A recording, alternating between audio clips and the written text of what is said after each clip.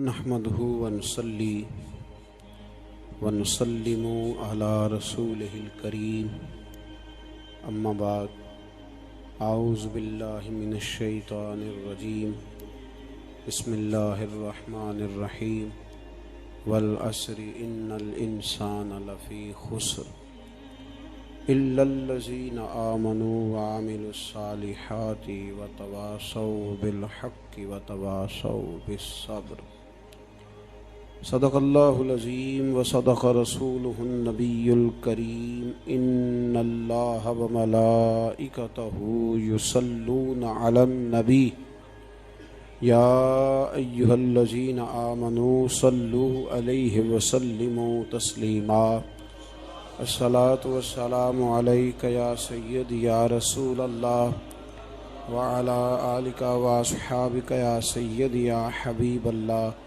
الصلاۃ والسلام علیک یا سیدی یا نبی اللہ وعلی آلک واصحابک یا سیدی یا رحمۃ للعالمین اللہم صلی علی سیدنا و مولانا محمد معدن الجود والکرم وآلہ وبارک وسلم۔ تمام تعریف حمد و ثنا، تعریف و توصیف اللہ جل مجدہ الکریم کے لیے، ہر قسم کے درود و سلام نبی محترم، شفیع محتشم، آقا کل، ختم رسول، دانائے سبل، احمد مجتبیٰ جناب حضرت محمد مصطفیٰ صلی اللہ تعالی علیہ وسلم کی ذات والا صفات کے لیے قرآن مجید کی سورہ عصر۔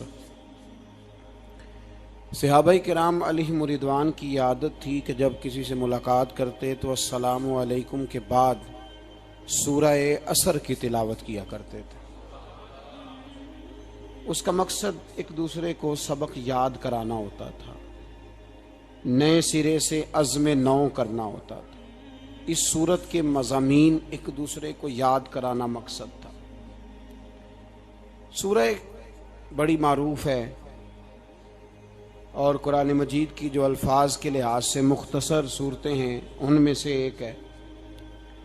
اللہ تبارک و تعالی نے قسم اٹھا کے کہا والعصر، محبوب مجھے تیرے پاکیزہ زمانے کی قسم ہو، محبوب تیرے خوبصورت وقار والے، خلوص والے، پاکیزہ بھائی چارے والے تیرے زمانے کی مجھے قسم ہو، ان الانسان لفی خسر، بے شک انسان نقصان میں ہے۔ مطلق فرما دیا، تاکید لگا کے، ان الانسان لفی خسر، بے شک انسان نقصان میں ہے۔ یا اللہ سارے، فرمایا الا الذین، سوائے ان لوگوں کے، کون؟ جن میں چار خوبیاں پائی جائیں۔ الا الذین آمنوا، ایک تو وہ ایمان لائیں، وعملوا الصالحات، اور پھر نیک اعمال کریں۔ ایمان لائیں، نیک اعمال کریں، اور پھر چپ نہ کر جائیں، وتواصوا بالحق، پھر حق بات کا اعلان کریں۔ ایمان لائیں، عمل صالح کریں، تیسرا کام کیا کرنا ہے؟ چلیں سارے بولیں گے تو اعلان بھی ہوگا نا، ایسے تھوڑی ہوگا کہ ایک دو آدمی اعلان کرے تو دنیا جاگ جائے۔ حق بات کا اعلان کرنا ہے۔ ایمان لانے کے بعد، عمل صالح کرنے کے بعد تیسرا حکم کیا ہے؟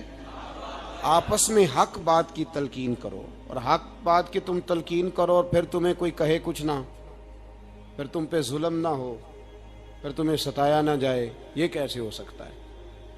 پھر تم بڑے پاک صاحبزادے، پیر زادے، علامہ صاحب، سیاستدان، بیوروکریٹ بن کے بڑی ایک طرف ہو کے آرام سے زندگی گزارو سارے، تم یہ کیسے ہو سکتا ہے؟ وتواصوا بالحق، جب تم حق بات کی نصیحت کرو گے پھر تکلیف آئے گی۔ پھر کیا کرنا ہے؟ وتواصوا بالصبر، پھر ایک دوسرے کو صبر کی نصیحت بھی کرنی ہے۔ وتواصوا بالحق، ایمان لانے کے بعد، عمل صالح کرنے کے بعد تیسرا کام کیا کرنا ہے؟ ایک دوسرے کو حق بات کی نصیحت کریں، اور پھر رستے میں تکلیف آئے گی، آزمائش آئے گی، پھر کیا کریں؟ وتواصوا بالصبر، پھر صبر کی تلقین بھی کریں۔ یہ قرآن مجید نے 4 شرطیں لگائیں فرمایا جس بندے میں یہ 4 خوبیاں پائی جائیں گی اسے اللہ کامیابی عطا فرمائے گا۔ مسلمان کی سوچ کے خلاف ہے یہ بات، یہ قرآن کی فکر کے خلاف ہے کہ اپنی فکر کرو۔ برما کے لیے، کشمیر کے لیے، فلسطین کے لیے بات نہ کرو، اپنی فکر کرو۔ یہ قرآن کی سوچ کے خلاف ہے، یہ قرآن کے پیغام کے خلاف ہے۔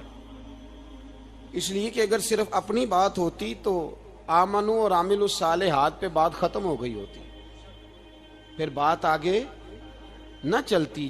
جب کہا گیا وتواصوا بالحق، حق بات کی تلقین کرنی ہے۔ اگر بات صرف اپنی ذات کی ہوتی تو ٹھیک ہو گیا تھا، نماز پڑھی، روزہ رکھا، حج کیا، ختم ہو گئی۔ لیکن میرے نبی پاک صلی اللہ تعالی علیہ وسلم نے ارشاد فرمایا، ایک بستی میں 2 3 4 نیک لوگ رہتے تھے۔ میرے پیارے کریم رسول فرماتے ہیں 3 4 بڑے پرہیزگار، متقی، صاف ستھرے صوفی صاحب، درویش صاحب، علامہ صاحب، بڑے جو کہتے تھے بالکل جی میں کوئی بات نہیں کرتا، کسی بادشاہ کو نہیں چھیڑتا، میں تو بس لوگوں کو اللہ اللہ بتاتا ہوں، میرا کوئی تعلق نہیں، کوئی مرے کوئی جیے۔ بڑے نیک، صاف ستھرے، پرہیزگار۔ باقی ساری بستی گناہ کرتی تھی۔ نبی پاک علیہ السلام فرماتے ہیں رب کریم نے کچھ عرصے تک مہلت دی، پھر مشیت خداوندی، اللہ کا قانون حرکت میں آیا تو کہا جبریل ساری بستی تباہ کر دو، تباہ کر دو۔ اللہ مہلت دیتا ہے، مہلت دیتا ہے۔ ہم لوگ سمجھتے ہیں نہیں نہیں ہماری سیاسی چالیں صحیح چل رہی ہیں، اللہ مہلت دیتا ہے۔ رب کریم نے فرمایا جبریل انہیں تباہ کر دو، تو حضرت جبریل امین علیہ السلام نے عرض کی مولا وہاں تو تیرے 3 4 بڑے نیک بندے بھی رہتے ہیں، بڑے پرہیزگار، سچ بولنے والے، دیانتداری والے، حاجی صاحب، نمازی صاحب، صوفی صاحب، پیر صاحب، بڑے خوبصورت، ان کا کیا کریں؟ تو میرے محبوب پاک علیہ السلام فرماتے ہیں رب کریم نے فرمایا سب سے پہلے انہیں تباہ کرنا، سب سے پہلے انہیں سب سے پہلے، اور الٹ دو بستی، پہلے ان کا نمبر لگاؤ۔ یا اللہ ان کی کیا غلطی ہے؟ تو غلطی سن لیں، غلطی یہ ہے کہ انہوں نے 2 صفتیں پیدا کی ہیں، اگلی 2 پیدا کیوں نہیں کی؟ الا الذین آمنوا وعملوا الصالحات پہ روک کیوں گئے؟ آگے کیوں نہیں بڑھے؟ اللہ کریم نے فرمایا جبریل دیکھو نا، میری نافرمانی ہوتی رہی اور ان کے چہرے پر کبھی شکن تک نہیں آیا، لوگ میرا قانون توڑتے رہے، انہیں کبھی برا ہی نہیں لگا، گناہ دیکھ کر کبھی خیال ہی نہیں آیا بدلنے کا۔ میرے بھائی امت مسلمہ اپنے لیے تو آئی نہیں دنیا میں، نبی پاک کی اس لیے تھوڑے آئے تھے کہ پیسے کمائیں، دنیا داری کریں، جھوٹ سچ ماریں اور رخصت ہو جائیں، بچے پیدا کریں۔ یہ کام تو ہندو، سکھ، بدھ مت سارے کر رہے ہیں، تو فقط اس کام کے لیے تھوڑی آیا ہے۔ کنتم خیر امت اخرجت للناس، اللہ فرماتے ہیں میرے محبوب کے غلاموں تم بہترین امت ہو، میں نے تمہیں امتوں کے بھلے کے لیے پیدا فرمایا ہے، تمہیں لوگوں کی امامت کے لیے دنیا میں بھیجا ہے۔ اے نوجوان مسلم، کبھی یہ تدبر بھی کیا تو نے؟ وہ کون سا گردو ہے جس کا ہے تو ایک ٹوٹا ہوا تارا؟ تو نے کبھی سوچا ہے تو کیا ہے؟ پتہ ہے تجھے؟ روزی کماؤ، روٹی کماؤ، اور اب تو بہت سارے لوگ جھوٹ کی دنیا میں زندہ ہیں، جھوٹ بولتے ہیں اپنے آپ کے ساتھ بھی، دائیں بائیں فراڈ کر رہے ہیں اپنی ذات کے ساتھ، خول بنا لیا اس میں بند ہو گئے، باہر ہی نہیں نکل۔ اپنے ملک کی سوچو، اپنی بات کرو۔ علامہ اقبال نے پتہ کیا کہا تھا؟ اقبال نے، یہ سنو، جو لوگ کہتے ہیں پہلے پاکستان، برما کے مسلمان بعد میں، کشمیر کے مسلمان پہلے سنو اقبال کیا کہتے ہیں۔ اقبال کہنے لگے ان تازہ خداؤں میں بڑا سب سے وطن ہے، ان تازہ خداؤں میں بڑا کون ہے؟ وطن کی محبت ایمان کا حصہ، اس میں شک نہیں، لیکن اگر اسلام سے پہلے وطن آ گیا تو اقبال کہتے ہیں ان تازہ خداؤں میں بڑا سب سے وطن ہے، اور جو پیرہن اس کا ہے وہ مذہب کا کفن ہے۔ فرماتے ہیں جو وطن اوڑھ لیتا ہے اس نے اپنے مذہب کو دفن کر دیا۔ سب سے پہلے پاکستان نہیں، سب سے پہلے رسول اللہ کا دین ہے، سب سے پہلے قرآن ہے، سب سے پہلے نبی پاک کا فرمان ہے، سب سے پہلے امت مسلمہ ہے۔ ان تازہ خداؤں میں بڑا سب سے وطن ہے، جو پیرہن اس کا ہے وہ مذہب کا کفن ہے۔ اور اقبال کہنے لگے قوم مذہب سے ہے، مذہب جو نہیں تم بھی نہیں۔ قوم مذہب سے ہے، مذہب جو نہیں، کوئی نہیں سمجھ آ رہی آپ کو میری بات؟ قوم کس سے ہے؟ پاکستانی ہونے سے، پنجابی ہونے سے، سندھی بلوچی پٹھان ہونے سے نہ، قوم مذہب سے ہے، اور مذہب جو نہیں تم بھی نہیں۔ یہ کیسے ہو سکتا ہے کہ مذہب نہ ہو اور بندہ زندہ رہے؟ یہ کیسے ہو سکتا ہے بھائی؟ کافر نے اصل میں جاگ ہی نہیں رہا، میں جاگتا ہی نہیں، میں جیب کی سوچتا ہوں، مسجد کی سوچتا ہوں، خانقاہ کی سوچتا ہوں، مدرسے کی سوچتا ہوں، دکان کی، سارا دن تو اس چکر میں لگا رہتا ہوں لوگوں کو ثابت کرنے میں کہ میں صحیح ہوں باقی غلط ہیں۔ میں تو اپنی ذات کے خول سے اٹھ ہی نہیں رہا، اور مجھے یہ اندازہ ہی نہیں کہ لیبیا سارا کٹ گیا، مصر کے ٹکڑے ٹکڑے ہو گئے، مجھے پتہ ہی نہیں کہ شام، جس کے بارے میں میرے نبی پاک علیہ السلام نے فرمایا مکے اور مدینے کے بعد اللہ نے سب سے زیادہ برکتیں ملک شام میں رکھی ہے، اور حضور نے فرمایا جس نے ہجرت کرنی ہو وہ شام جائے۔ اتنا اعلیٰ ملک سارا کٹ گیا، 4,000 ہزار لوگ ایک ایک دن میں قتل ہو گئے، پر میرا گھر اب آباد ہے نا، کوئی حرج نہیں، وہ کٹتے ہیں تو وہ دور ہیں، کٹتے رہے۔ فلسطین میں ہمارے ہاں معراج کی محفلیں بڑی جم کے ہوتی ہیں، سارے لوگ پڑھتے ہیں سبحان الذی اسریٰ بعبدہ لیلا من المسجد الحرام الی المسجد الاقصی۔